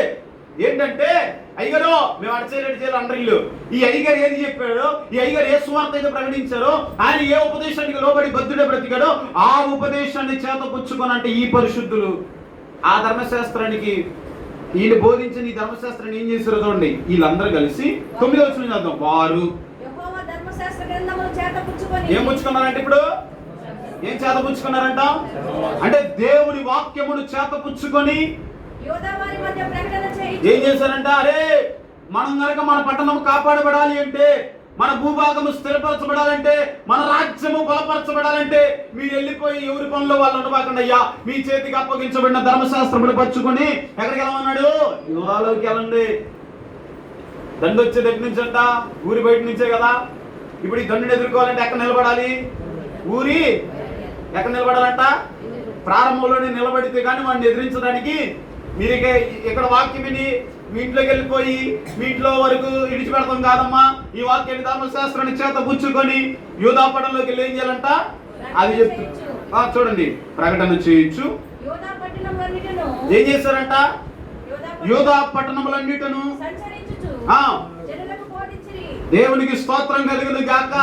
అంటే ఈ ప్రజలు ఏం చేశారంటే తన ఆత్మీయ తండ్రి ఏదైతే బోధించాడో, తన సేవకుడు ఏదైతే ప్రకటించాడో, తన సేవకుడు ఏ పని అయితే చెప్పాడో ఆ పనిని జాగ్రత్తగా ఏం చేశారంట, వీరు విన్న వాక్యాన్ని, వీరు తెలుసుకున్న సత్యాన్ని, వీరు కలిగి ఉన్న ధర్మశాస్త్రాన్ని, ధర్మ విధులను, ధర్మ కార్యాలను చేతపుచ్చుకొని యూదా ప్రజలకి జనుల మధ్యలోనికి వెళ్ళి వాటిని ఏం చేశారంట. మరి నువ్వు నేనేం చేస్తున్నాం? అర్థమవుతుందా? మనం అంతకంతగా ఆత్మీయ స్థితిలో గొప్పవారిగా ఉండాలి అంటే మొదటిగా దావీదు నడిచిన ప్రారంభ దినాల్లో నడిచిన మార్గంలో నడవాలి. 2 ఏం చేయాలంట? ఆయన నడిచిన మార్గములన్నిటిని అనుసరించి బ్రతకాలి. 3 ఏం చెప్పాడంట? మన హృదయములో ఉన్న ఉన్నత స్థలములను, దేవత స్తంభములను తీసివేయాలి. తీసివేసిన మనము ఇక్కడ బోధించిన యెహోషాపాతు వంటి ఉపదేశము ప్రకటించబడుతున్నప్పుడు ఈ వాక్యాన్ని చేతపుచ్చుకొని, ఈ వాక్యాన్ని పట్టుకొని, ఈ వాక్యాన్ని మన హృదయాలను తడుపుకుంటూ చీకటిలో ఉన్న మన బ్రతుకులను, పాపంలో ఉన్న మన బ్రతుకులను వెలుగులోనికి నడిపిస్తూ, ఎందుకంటే దేవుని వాక్యము వెళ్ళేటప్పుడు తోడని ఏం కలిగిందంట? వెలుగు. అంటే వాక్యము ప్రకటించబడుతున్నప్పుడు మన జీవితంలో ఏం కలిగిందంట? మనం వెలిగించబడుతూ అనేకులను ఈ వెలుగులోనికి, అది మన బాధ్యత. దేవునికి స్తోత్రం కలుగును గాక. ఈ బాధ్యతను చేతపుచ్చుకొని ఎక్కడికి వెళ్ళాలంటే ఇప్పుడు ఎక్కడికి వెళ్ళాలంట? ప్రజల మధ్యకి వెళ్ళాలి. ఎందుకు వెళ్ళాలో చూడండి. అక్కడ ఇశ్రాయేల్ అక్కడ ఉంది, ఇక్కడ ఎన్ని దేశాలు అని చెప్తుందంట. వాళ్ళతో కలిసిపోయారు ఇప్పుడు యోధా ప్రజలు హతమ చేయడానికి. అక్కడ వాక్యం చెప్తుంది, యూదా దేశపు చుట్టూ ఉండు దేశముల రాజ్యములన్నిటి మీదకి యెహోవా భయము. ఏ భయం వచ్చిందంటే ఇప్పుడు వీరికి? మా దేశం మీద మీరు రావడం ఏంటి అని వీళ్ళు ఖడ్గాలు పట్టుకున్నారా? ఈటలు పట్టుకున్నారా? శిరస్నానం డాలు ధరించారా? ఇంకేమన్నా ఆయుధాలు అనాయుధాలు ఉన్నాయా? అనుభవములు ఉన్నాయా? ఏం పట్టుకుని పోయారు వీళ్ళు? వీరన్నింటికి ఒకటే ఆయుధం, అది ధర్మశాస్త్రం అని దేవుని వాక్యం అనే ఆయుధమును చేతపుచ్చుకొని వెళ్ళారంట. దేవునికి స్తోత్రం కలుగును గాక. ఈటె గాని, డాలు గాని, శిరస్నానం గాని ఏమి యుద్ధ నేర్పరులు కాదు, యుద్ధ భూమిలో దిగిన వారు కాదు, యుద్ధాన్ని జయించిన వారు కాదు. అంతకుముందు వీళ్ళకి సీనియారిటీ కూడా ఏమి అప్పటికప్పుడే నియమించాడంట పరిశుద్ధులు. దేవునికి స్తోత్రం కలుగును గాక. అప్పటికప్పుడే యెహోషాపాతు పిలిచాడంటారే, మన పట్టణము కాపాడబడాలి అన్నా, మన సంఘము కాపాడబడాలన్నా, మన ఆత్మీయ జీవితం కాపాడబడాలంటే, మనం వృద్ధి చెందాలంటే, అంతకంతకు మనం గొప్పవారమై ఉండాలంటే, లోకములో పరలోకములో నుంచి మనము ఈ లోకంలో నుంచి వేరైపోయి పరలోక రాజ్యంలోనికి వెళ్ళాలి అంటే ఈ భూమి మీద మనం తెలుసుకున్న ధర్మశాస్త్రాన్ని చేతపుచ్చుకొని ప్రజల మధ్యకి వెళితేనంట, ఒకడే ఇశ్రాయేలు ఒక్కలే వచ్చానంట. అప్పుడంట ఈ యూదా పట్టణం మీద ఉన్న చుట్టుపక్కల ఉన్న దేశపు వారందరూ వీరి మీదకి ఏం చేస్తున్నారంట? ఒకడు వస్తే మీదకి ఇప్పుడు యెహోవా భయం అందరికి వచ్చిందంట. ఒక పట్టణానికి 4 దిక్కులుంటే 4 దిక్కులకు ఏం పుట్టిందంటే ఇప్పుడు భయం పుట్టుకొచ్చింది. దేవునికి స్తోత్రం కలుగును గాక. నీవనుకుంటున్నావు నీ మీదకి ఒక శత్రువు వస్తున్నాడు అనుకుంటున్నారు. ఏమనుకుంటున్నారంట? ఆడొక్కడే మన శత్రువు అనుకుంటున్నారు. కాదు, మనకు తెలియకుండా, మనకు ప్రత్యక్షం కాకుండా మనకు శత్రువులు అందరూ ఉంటారు. వారందరినీ దేవుడు ఒకనాటికి వారిలో ఏం పుట్టిస్తాడంట? భయము పుట్టించి ఏం చేస్తాడు చూడండి. వారు యెహోషాపాతుతో యుద్ధము చేయకుండిరి. ఏంటంట? ఇప్పుడు వాళ్ళు ఎందుకు వచ్చారు? యుద్ధం చేయడానికి వచ్చారు. ఇప్పుడు ఆ యుద్ధం చేయడానికి వచ్చిన వారు ఏం చేస్తున్నారంట? చేయకుండిరి. అంటే మన ప్రారంభంలో చదువుకున్న 17వ అధ్యాయం ప్రారంభంలో ఇశ్రాయేలీయులు వారి మీదకి రాకుండా తన రాజ్యం ఏం చేశాడంట? తన రాజ్యమును స్థిరపరచుకున్నాడు. ఇప్పుడు ఏం పుట్టిందంటే వాళ్ళకి? భయము పుట్టింది. 2, యుద్ధము చేయకుండిరి. దేవునికి స్తోత్రం కలిగిన గాక. అంటే దేవుడి చేసే అద్భుత కార్యాలు మనుషుని ఆలోచనలకు అంతు చిక్కేవి కానీ, మనుషులు ఊహకు వచ్చేవి కానీ కావు. ఆయన మీద ఆధారపడి ఆనుకొని ఆయన రొమ్మున నిలిచి ఉంటే యెహోషాపాతును దీవించిన దేవుడి పరిశుద్ధ దినాన్ని పునరుద్ధరణపై నిన్ను నన్ను దీవించడానికి సంసిద్ధుడై ఉన్నాడు. దేవునికి స్తోత్రం కలుగును గాక. అని యుద్ధం చేయడానికి వచ్చిన వాడు, శిరస్నానం పట్టుకోవడానికి వచ్చిన వాడు, యుద్ధాభ్యాసం చేసి యుద్ధ నేర్పరి అయి యుద్ధ భూములు దిగి పట్టణాన్ని పాడు చేయాలని, పాడు తిప్పలుగా మార్చేయాలని, దానిలో ఉన్న భూభాగాన్ని సమస్తమును స్వాధీనపరచుకోవాలని వచ్చిన వాడిని పురాములో ఎదుటని, అంటే లోపలికి రాకుండా వాడిని ఏం చేశాడంటే అక్కడ ఆపేస్తారంట. ఇక వాళ్ళకి ఏం పుట్టిందంట?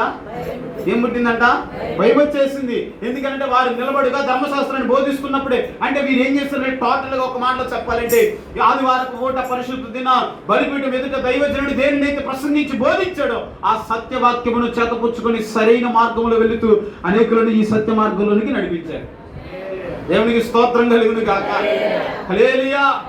ఒకప్పుడు అరే మన పట్టణాన్ని, మన భూభాగాన్ని, మనలో ఉన్న వెండి బంగారాన్ని, విలువైన వాటిని దోచుకోవడానికి వచ్చిన వాడే ఇప్పుడు ఏం చేస్తాడు? ఆ వచ్చిన చదవండి, 11వ వచనం చదువుదాం. కొందరు ఎవరు అసలు ఈ ఫిలిష్తీయులు? శత్రువులేగా. శత్రువు ఎక్కడ వచ్చి పన్ను ఎత్తాడా? మనకి పాకిస్తాన్లో వచ్చి ఆంధ్రలో, ఇండియాలో పన్ను కడతారా?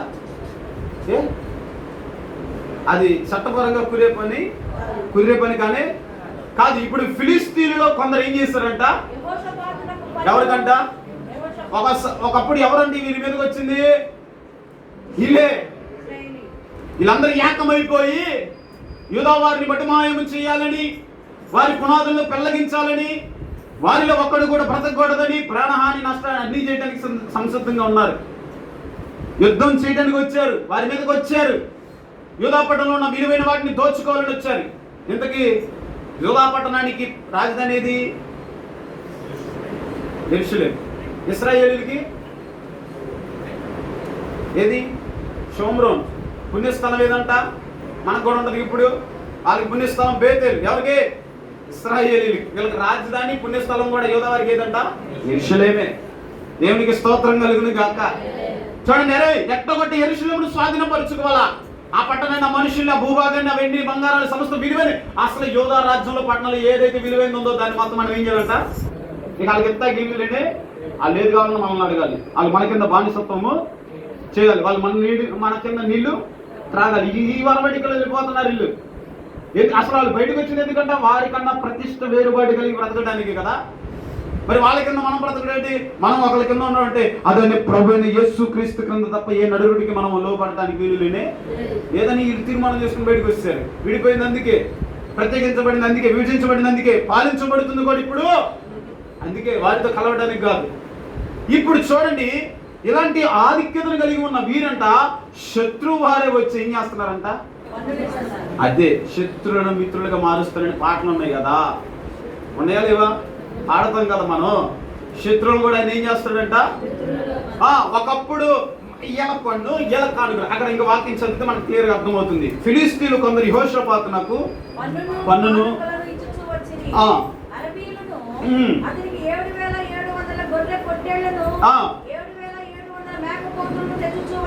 దేవునికి స్తోత్రం కలుగును గాక.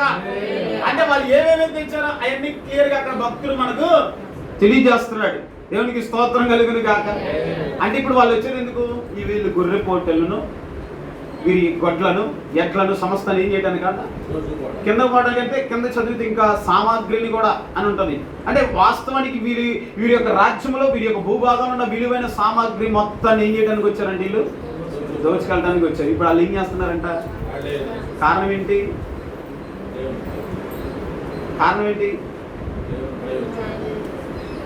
చెప్పాలి. యెహోషాపాతు చేసిన సంస్కరణ గొప్పది. ఏం చేశాడు ఆయన అంటే, దావీదు నడిచిన మార్గంలో. సమాజం ఒక మాట చెప్తే మనం కూడా ఆచరణలో ఆ పని చేస్తేనే మన మాట వింటారు. ఈయన ఏం చేస్తాడంటే తన హృదయంలో ఉన్న ఉన్నత స్థలంలో దేవతా స్తంభంలో మొదటికి ఇతడు సరి చేయబడ్డాడు. ఏం చేయబడ్డాడంటే ఇతడు ఆశ నడిచిన మార్గంలో కాకుండా తన ఆత్మీయ తండ్రి అయిన దావీదు నడిచిన ప్రారంభ దినాల్లో నడిచాడు. 2, ఆయన ఆజ్ఞలను అనుసరించాడు. 3, బయలు దేవతలను ఆశ్రయించకుండా తన తండ్రి ఏ దేవుణ్ణి అయితే ఆరాధించాడో ఆ దేవుణ్ణే ఆశ్రయించాడు. తర్వాత ఏం చేశాడంట? ఉన్నత స్థలములను దేవతా స్తంభములను తీసివేసేసాడు. తీసివేయడమే కాకుండా ఈయన తెలుసుకున్న ధర్మశాస్త్రాన్ని, ఈయన తెలుసుకున్న దైవ నియమమును, ఈయన తెలుసుకున్న దైవ కట్టడలను, ఆజ్ఞలను తూచ తప్పకుండా తన ప్రజలైన వారికి బోధిస్తారంట. ఈ ప్రజలు అంటే ఈ యెహోషాపాతు ఏం చేశారంట? యెహోషాపాతు తెలుసుకున్న సత్యాన్ని తన ప్రజలకు బోధించారు. ఈ పరిశుద్ధ దినాన్ని నీవు నేను చేయవలసినది. నీ కుటుంబం మీదకి వచ్చే ఉగ్రత, నీ ఆత్మీయ జీవితానికి వచ్చే ఉగ్రత, నీ గ్రామం మీదకి వచ్చే ఉగ్రత, నీ సమాజం మీదకి వచ్చే ఉగ్రత, నీ సంఘం మీదకి వచ్చే ఉగ్రతను నీవు కాపాడబడాలి అంటే ఒక యెహోషాపాతు చెప్పిన మాటను విని ఏ రీతికైతే పెద్దలు చేసి ఆ మాటలు వెళ్ళి సమాజపు మందిరములు బోధించారు, సమాజంలో బోధించారు. జనులందరికంటే ఆటోమేటిక్ ఏం పుట్టిందంట? భయం పుట్టింది. యుద్ధం చేయడానికి వచ్చిన వాడు, యుద్ధ సామాగ్రితో సిద్ధపడిన వాడు వెనుకలు ఏం పుట్టిందంట?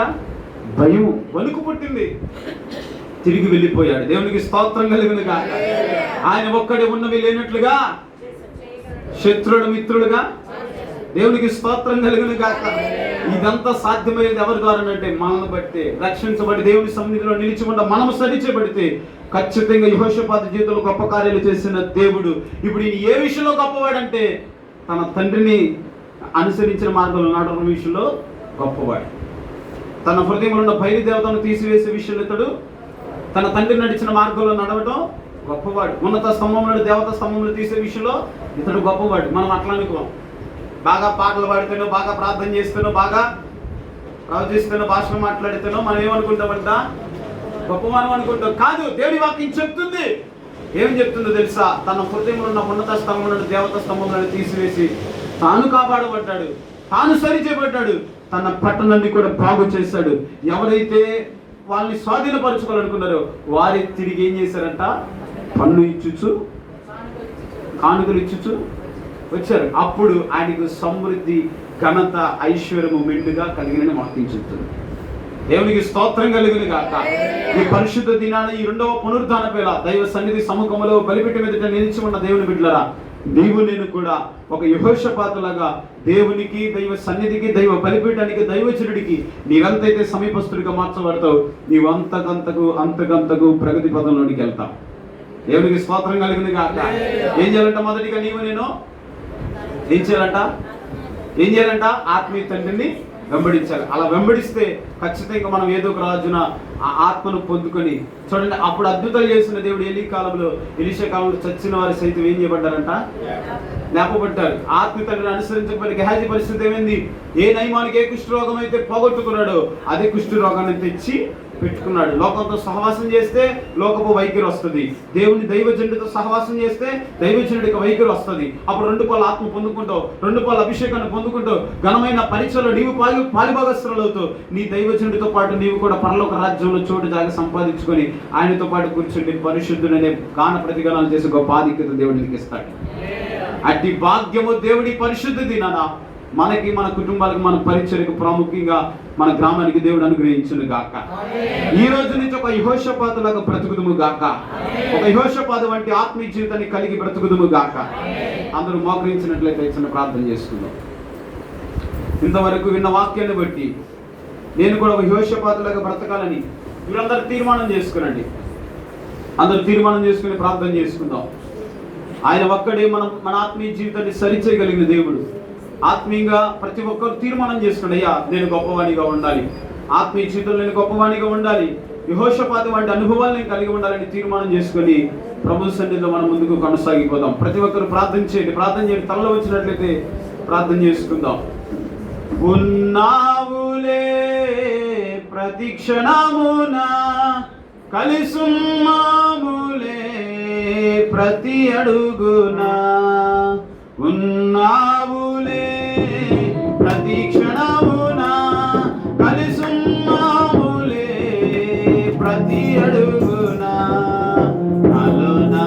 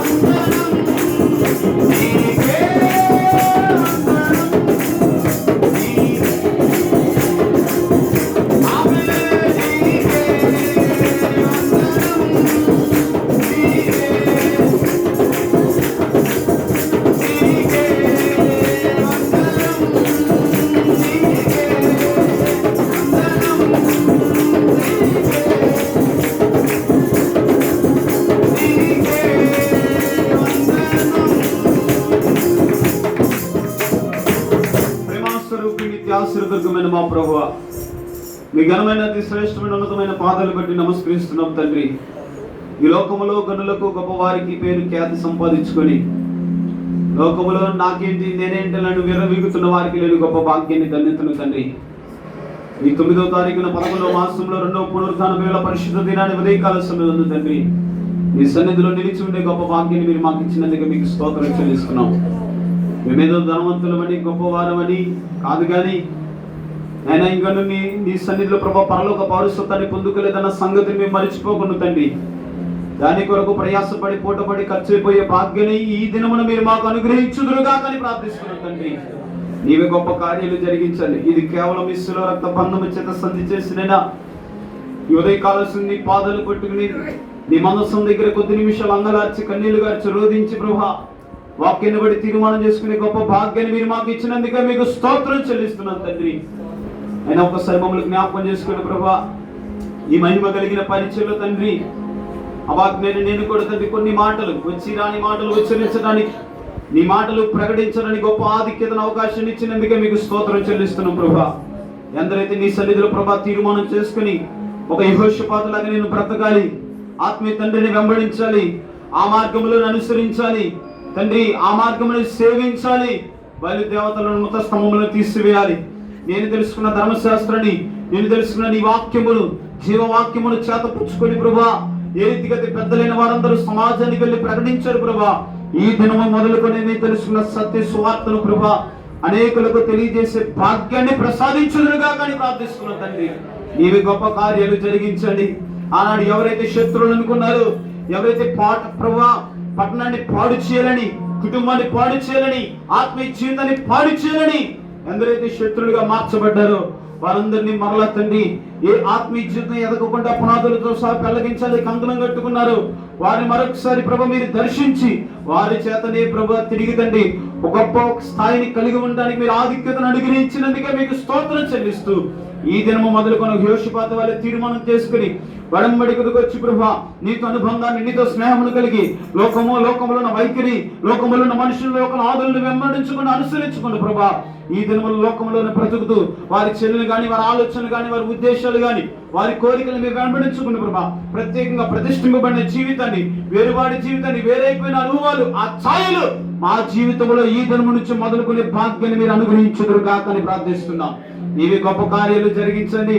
ప్రాముఖ్యంగా ప్రభా ఉదయ కాల సమయం అందు ప్రతి ఒక్క బిడ్డను మీరు జ్ఞాపకం చేసుకుని తీర్మానం చేసుకుని ఈ దినం నుంచే తన కుటుంబాన్ని, తన సంఘమును, తన పరిచయం, తన గ్రామాన్ని స్థిరపరచుకొని బలపరచుకోవడానికి కావలసిన సత్య సువార్త చేత, వాక్యమని ఉపదేశమని వర్షము చేత ప్రభా ప్రతి దినము ప్రతి క్రమమున వారి హృదయంలో తడుపుకునే భాగ్యాన్ని మీరు ప్రసాదించుదురుగాక అని ప్రార్థిస్తుండగా నీవు గొప్ప కార్యాలు జరిగించండి తండ్రి. ప్రాముఖ్యంగా నాకు అవకాశం ఇచ్చినందుకు మీకు అందరిన రుణస్తుడని ఉన్నాను తండ్రి.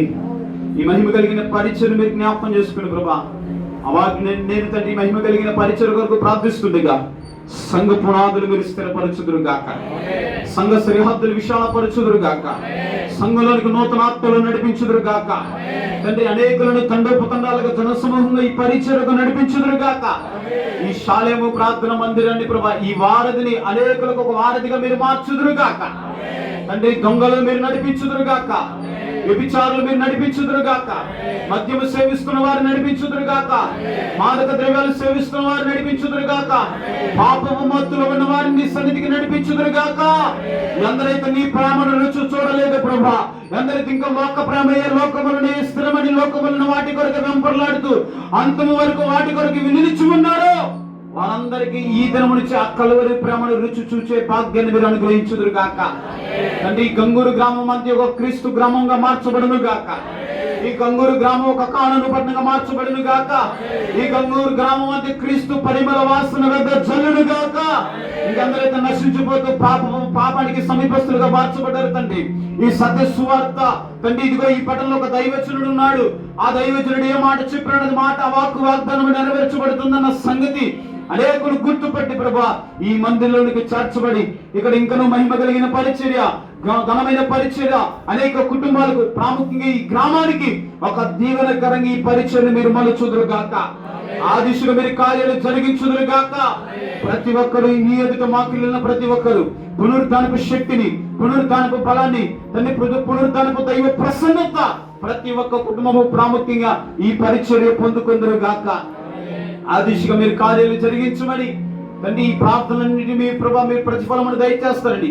నా ప్రార్థన మీరు ఆలకించి వెంటనే కార్యసిద్ధిని కలుగు చేస్తున్నందుకే మీకు స్తోత్రం చెల్లిస్తూ తండ్రి ఇంతవరకు ఈ ఆరాధనంతి మీ ఆత్మ నడిపింపులో ఆత్మ ఏలుబడిలో జరిగించినందుకే మీకు స్తోత్రం చెల్లిస్తూ ఉచ్చరించకూడని మాటలు ఏవైనా ఉచ్చరిస్తుంది క్షమించండి. ఉచ్చరించవలసిన మాటలు ఏవైనా ఉంటే ప్రభా మేమందరము మరొక తరలో మేమందరం కలుసుకుని నీ నామాన్ని స్మరణ చేసుకుని ప్రభా నిన్ను స్తుతించి ఆరాధించే భాగ్యం దయచేయమని. మీరు అక్కడ ఆలస్యమైతే మా ఆయుష్ బ్రతుకు దినాలని పొడిగించబోతే నీ చిత్తములు ఉంటే మరలా మేమందరం కలుసుకుని నిన్ను స్తుతించే భాగ్యాన్ని దయచేయమని గనుడును లోక రక్షకుడైన యేసుక్రీస్తు నామం పేరట అడిగి బతిమాలి వేడుకొనుచున్నాము తండ్రి. ఆమేన్. మరొకసారి నాకు ఈ అవకాశం ఇచ్చిన దైవజనులకి కూడిన మీ అందరికీ ప్రభువైన యేసుక్రీస్తు నామములో ప్రత్యేక వందనాలు.